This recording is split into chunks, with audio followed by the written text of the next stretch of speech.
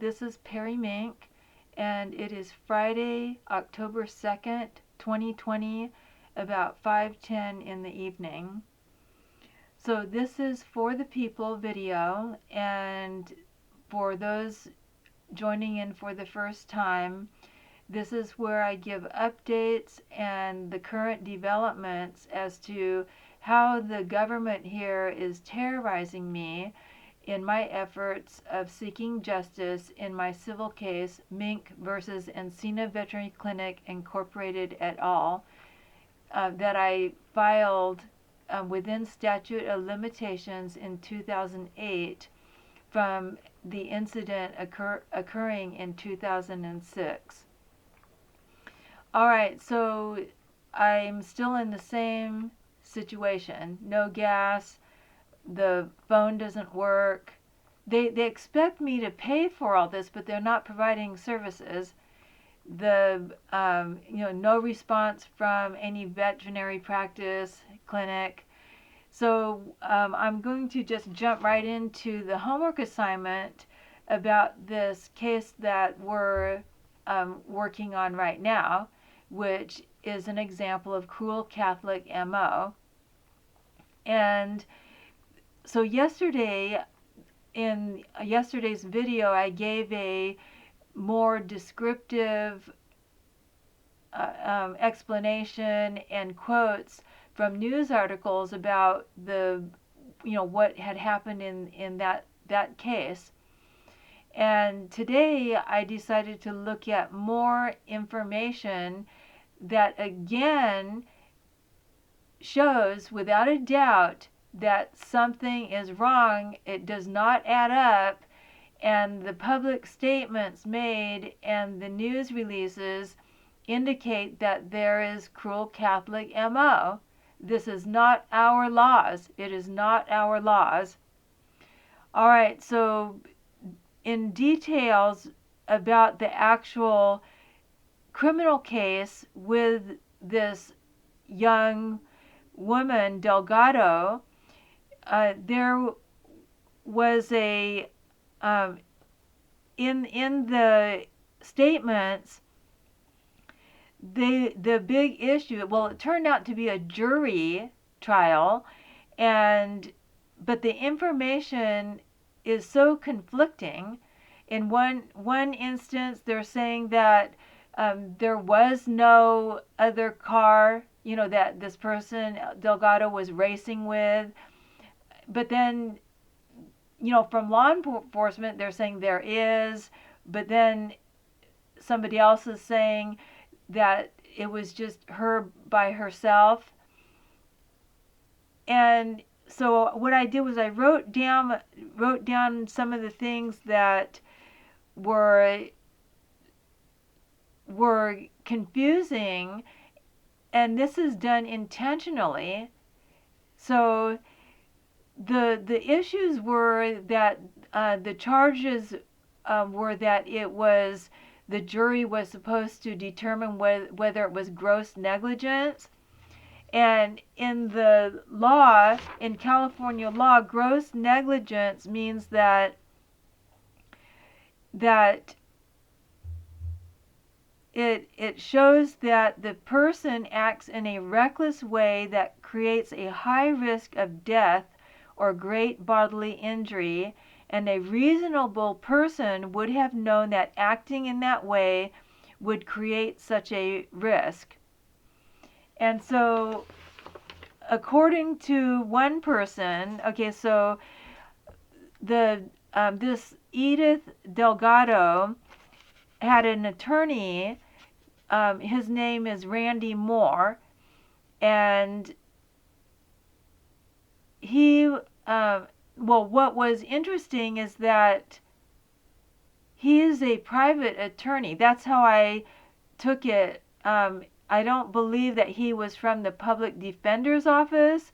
I couldn't find that specifically in any of the articles. So I decided to look him up, and I couldn't find an attorney named Randy Moore, but I did find him under the name Kenneth Randy Moore, I believe that was the name that I found. And his license was suspended in December 1998, and then he was active again in March 1999. So it was just like a 2.5-month suspended license for professional misconduct, and it happened so far back that the record is not available online. You could request it though. So in the arguments, he was saying that there was no race going on, and that the speed that she was driving was slower than 80 miles an hour. And then he said that Moore also pointed out that the car Delgado allegedly had been racing was never found. So that was something that in the report, why aren't they saying why wasn't it found? So those types of discrepancies are an indication that something else was going on, because in another instant, they were one of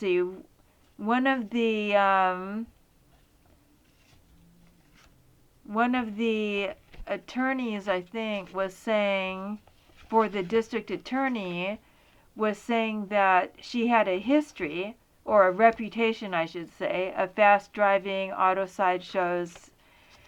And then there was another article that was saying that, and I think this was from her attorney, that the school had made some indication that Delgado had a history of her driving issues, but then there was some dispute, and then the principal couldn't remember anything about it. So that was another indication. Now the reason that I'm pointing this out is because when you are a target of something that is being covered up, you're behind the scenes, you're going to be threatened in some way or form behind your back.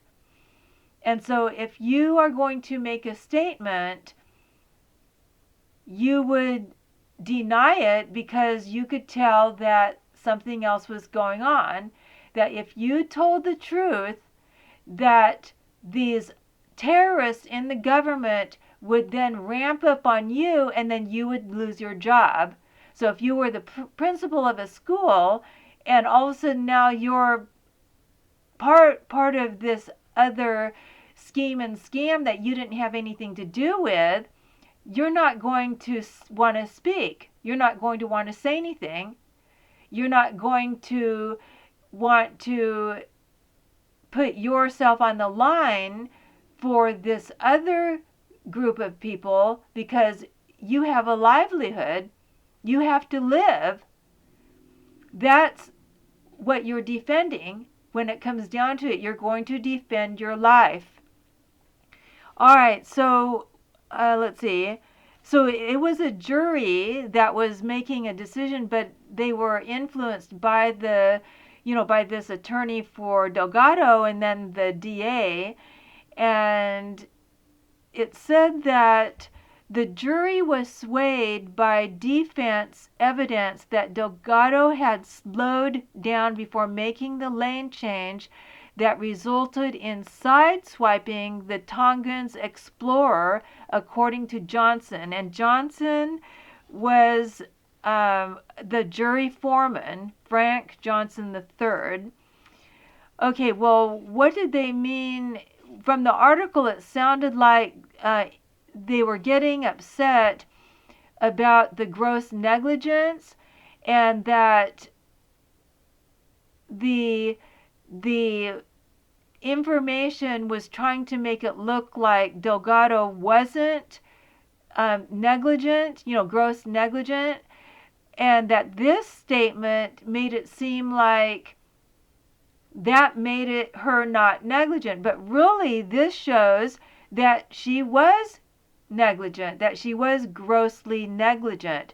Because why would you slow down when you're going to make a lane change and then you're going to sideswipe the vehicle that you would either speed up so that you pass that vehicle so you could clearly then get into the other lane. That means that you are not going to cause somebody else harm. People know that for a vehicle to be driving down the freeway, somebody is at the wheel, and it's possible that there are passengers. So if you make you slow down to then change lane, that means you're intentionally slowing down so you match up with that vehicle to then turn into it, and that's what happened. So this is very, very, this is clear evidence that something very wrong was going on in this case. So as the articles were more about the jury's decision, that they ended up with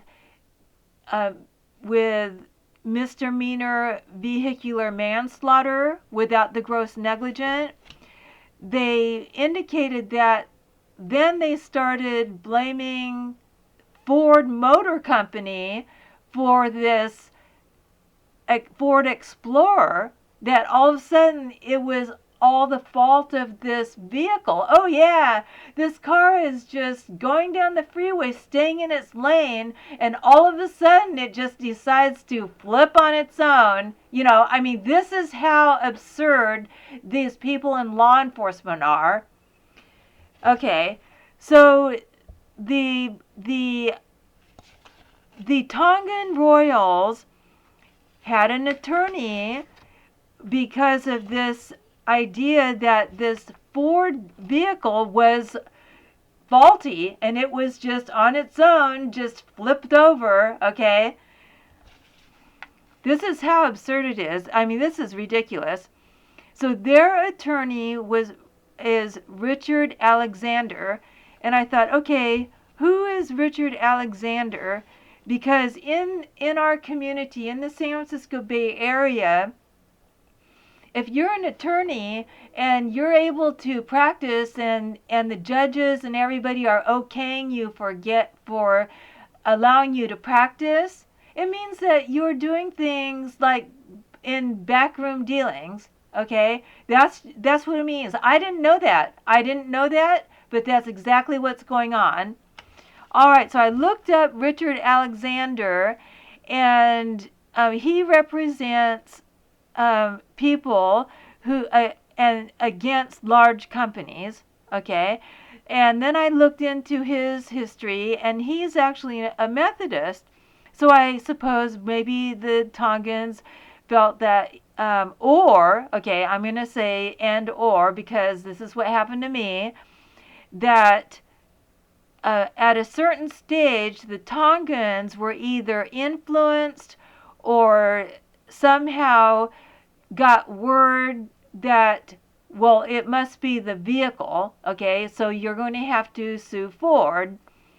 And perhaps they contacted the San Francisco Bar the San Francisco referral services, attorney referral services, or maybe they contacted some other attorney that they may have known, and then they put them in contact with this person. I don't know.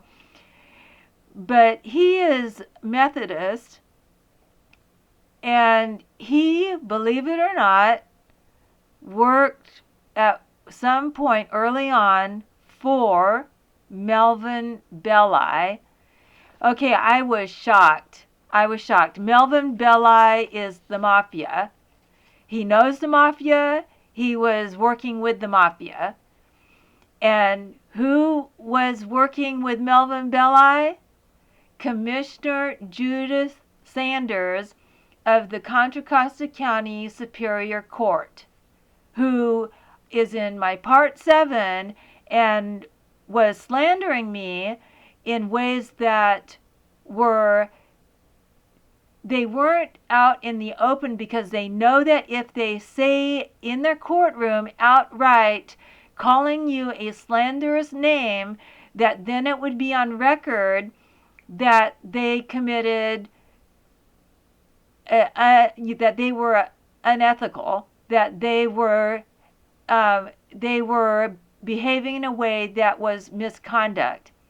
So during that time, they came up with another one of their, I didn't know it at the time, but I could sense something was wrong again. And I put it in my Part 7 article, Way Beyond Broken, and I will give a link to that in my description box. And it was like they were calling me a hooker. And I thought, what is going on? And I remember when I got to my client, her initials JH, and she was one of the ones that was harmed by the dentist and couldn't get help with that. And she tried to assist me just by simply lending me a suit, because I didn't have the proper attire for the court hearings, as I was told by a librarian you should really be wearing a suit. And I remember going to her, right, because I was servicing seniors and she was one of my clients, and I said, you wouldn't believe what happened. They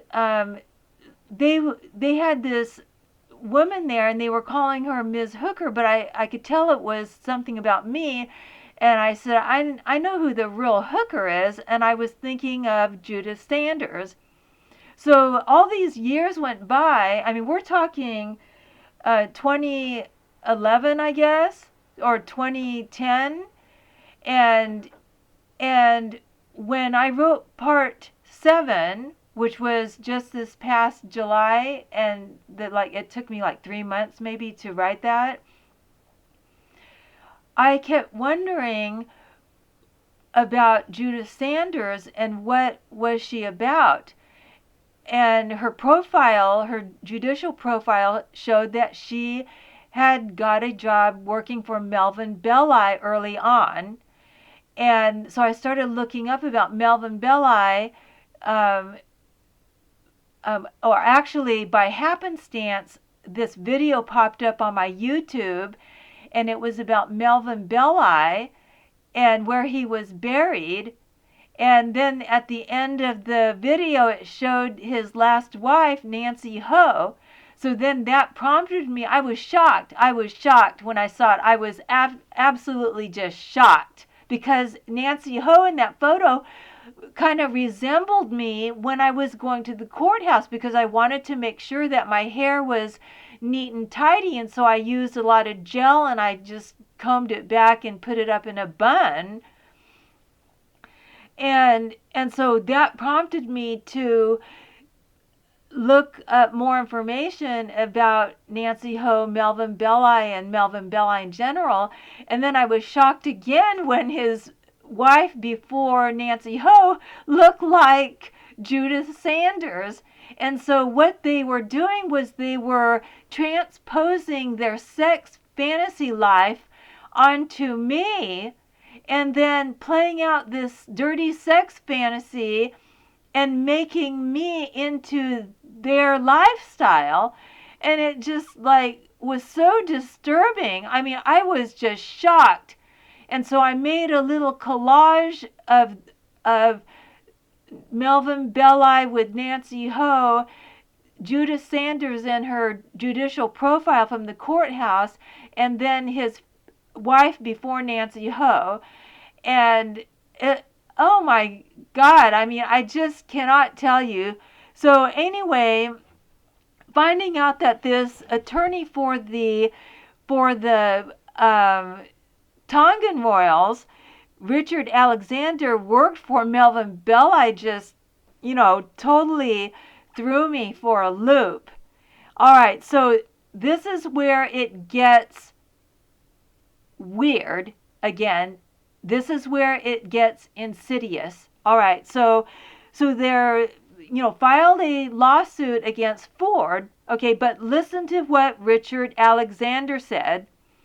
He said, Delgado never should have been prosecuted, he said. For this young student to spend a year in jail, she has more than paid the price of her mistake. She didn't kill anybody. Here it comes.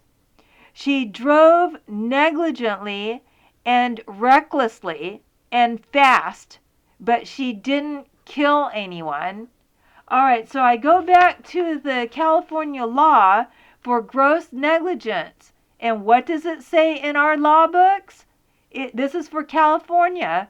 It says, a person acts in a reckless way that creates a high risk of death or great bodily injury, and a reasonable person would have known that acting in that way would create such a risk. Okay, well, she had a driver's license.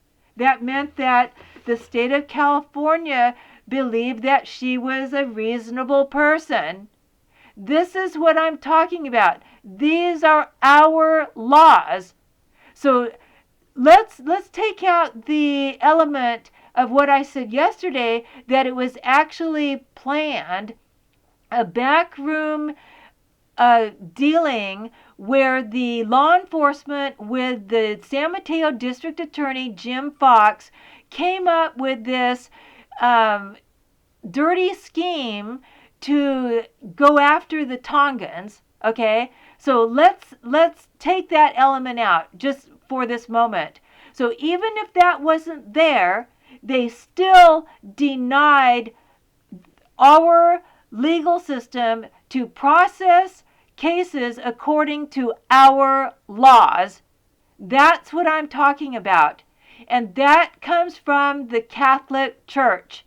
They are making our country, our community, our state so dirty, so scummy, so low life that we don't have rights. All right, so let me see what else that I wanted to say. So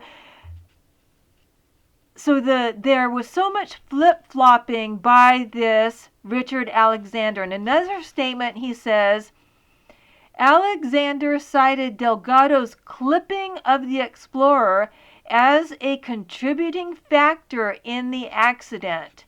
Okay, so if that's the case, how could that Ford Explorer be the problem? Now, they did go into some details about the tires and the, some other issues about the actual, making, design of the vehicle. The car was in its lane. There was a human being driving it, and there were passengers, and it was just driving down the freeway. It didn't just flip over on its own. All right. So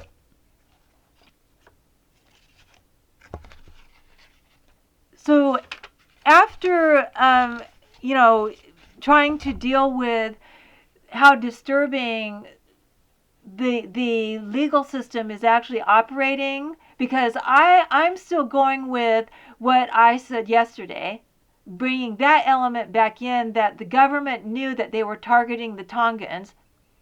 But there was another article that said that something to the effect that it was different than the article that I talked about yesterday, where this one today that I found claimed that the Tongans were here to talk about to the expatriates from Tonga about the political issues on the island, okay, which was very different from the article that I saw yesterday, which was about that there was a problem with the Tongans here, and that the legal system needed to go all the way to Tonga to learn about the culture. Okay, well, why would they be having to go there when something like that you would just communicate through phone conversation, faxes, and letters?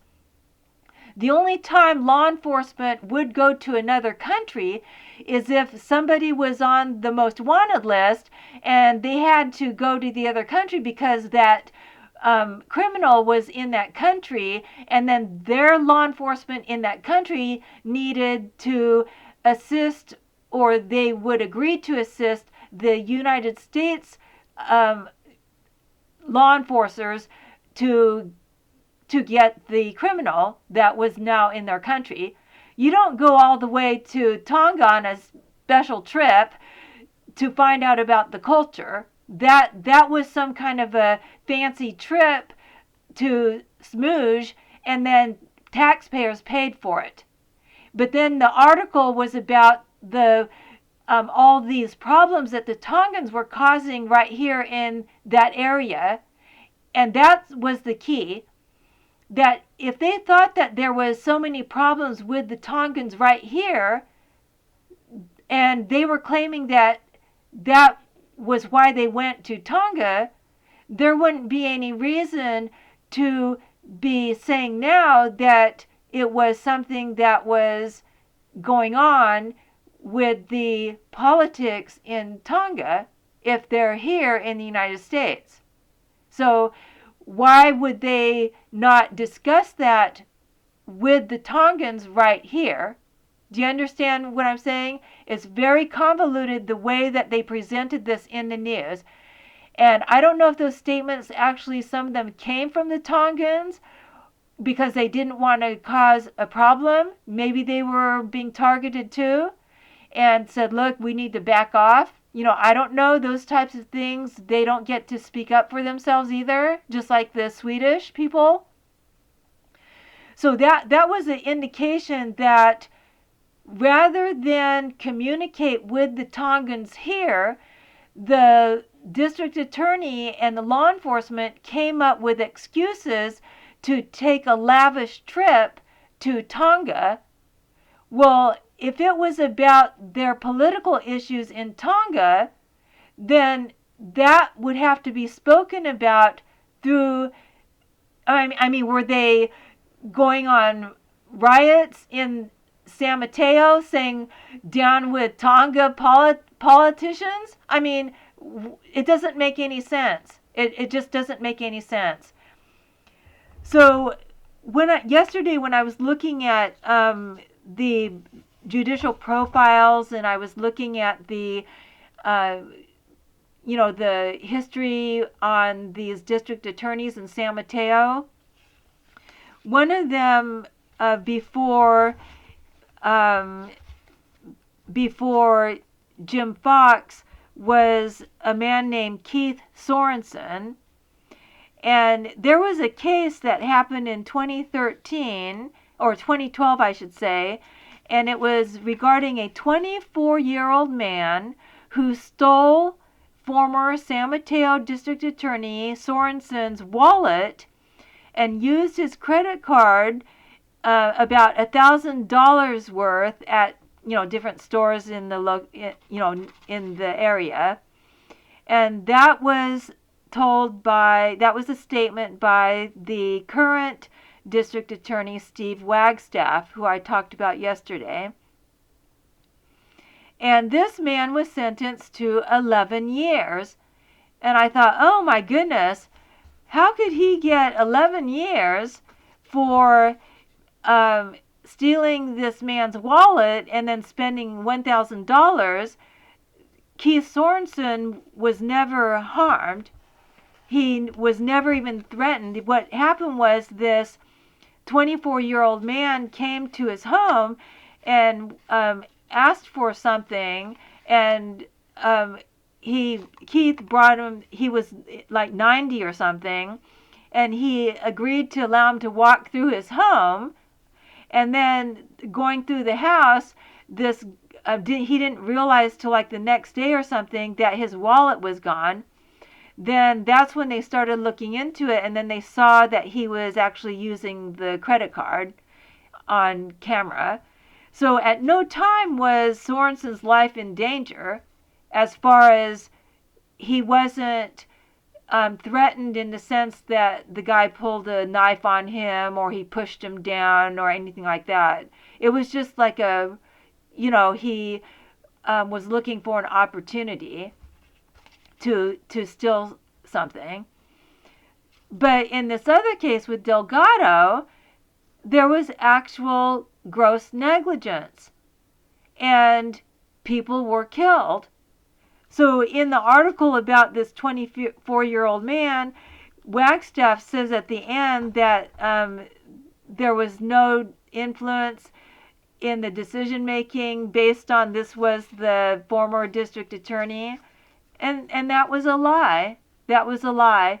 Now, it did say that this was his second strike, and under the second strike, we have three strike law here in California, and second strike meant that they doubled the sentencing, but still, with the way that they operate, you could tell that there's preferential treatment, and that the way that they're deciding is based on more than just this is the facts, it matches the evidence, and then we're applying this law. That's not what they're doing. I didn't go into the law about this particular case, the 24-year-old man, like what does a law say about if it's, non-threatening, does it then become this? Because that is in there with this manslaughter, vehicular manslaughter, and gross negligence. There are different aspects of it, like it becomes a wobbler and things like this. And if I looked into this about this 24-year-old man and what him stealing the wallet and then spending the credit card, you would find that in there too. So that's what I wanted to talk about today, because it's so disturbing that the facts of my case match the evidence. In my case, Mink versus Encina Veterinary Clinic Incorporated et al., it's a very simple fraud case. I have a right to sue letter from the California Veterinary Medical Board directing me and determined that I need to go to my local court about my fee dispute. And I followed the law. And some of you may know the details of some of the different aspects of the case. For example, this Encina Veterinary Clinic, known as Encina Veterinary Hospital, decided to send my balance to collections versus the other clients they were sued in small claims court. And they kept, I didn't know what the communication was between the Encina and the collection agency. I only knew that the collection agency kept threatening me. To me, it was a threat. They kept calling me and incessantly, and I kept saying, this is not my responsibility. These people caused it. And I kept writing to them, explaining very clearly and simple. Finally, I get this letter, the original letter from Encina, making false statements, and I posted that on my Facebook.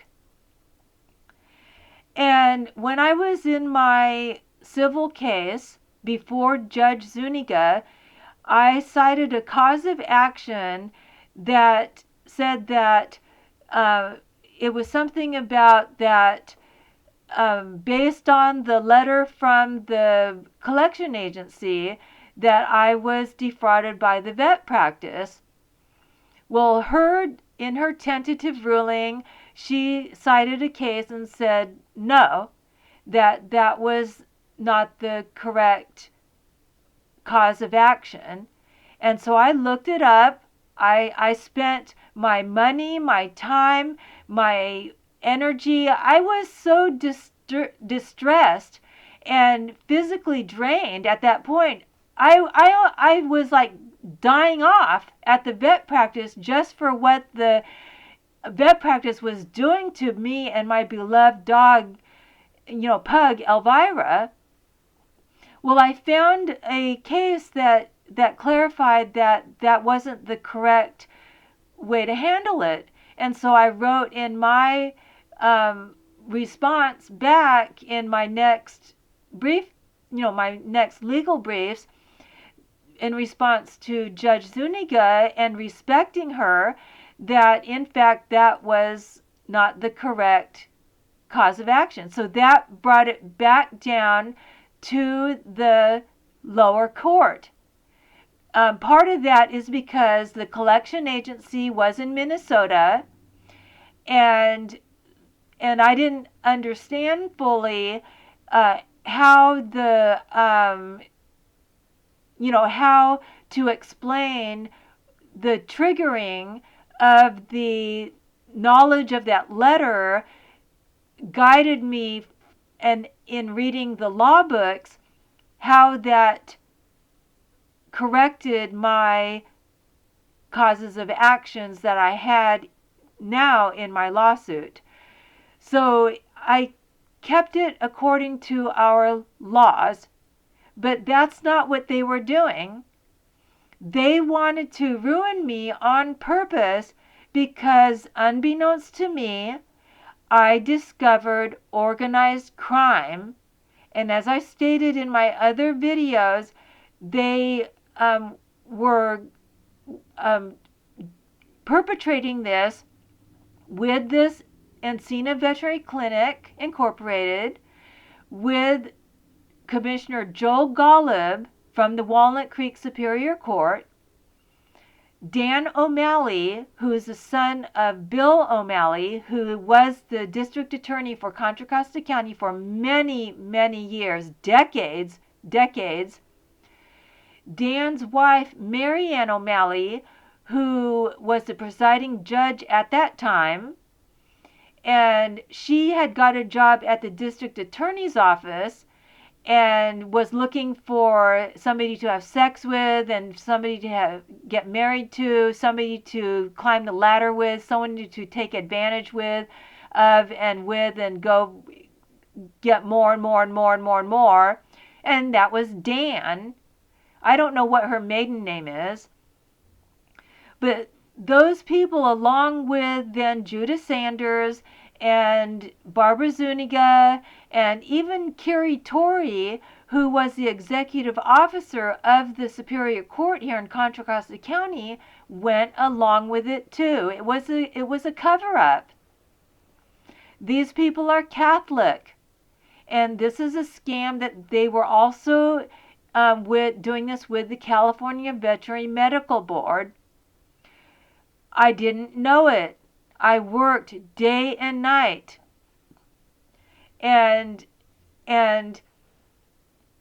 when you look at the amount of work that I put into the legal briefs, you would know that I spent literally hours on end, weeks and months of studying, researching, investigating, and making sure that I was doing it properly and according to our laws.